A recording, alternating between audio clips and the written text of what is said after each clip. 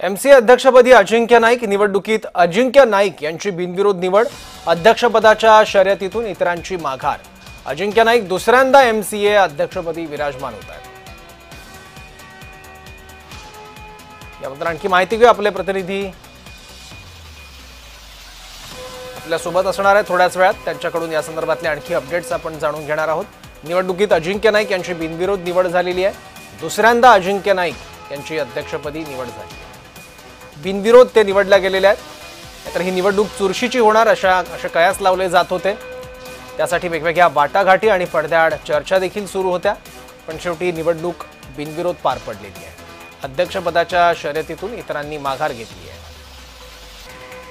याबद्दल आणखी माहिती घेऊ आपले प्रतिनिधी आयुष आपल्या सोबत आहे। आयुष, अजिंक्य नाईक यांची पुन्हा एकदा एमसीएच्या अध्यक्षपदी निवड झाली आहे।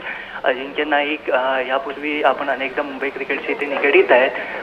ते अजिंक्यदा आणि धवल कुलकर्णी यांच्याबरोबर देखील क्रिकेट खेळलेले आहेत आणि त्यांचा क्रिकेटचा अनुभव हा खूप चांगला आहे। त्यामुळे ते मुंबई क्रिकेटला पुढे नेऊ शकतात, म्हणून त्यांना ही जबाबदारी पुन्हा दिली आहे। ठीक आहे, धन्यवाद आयुष या माहितीबद्दल।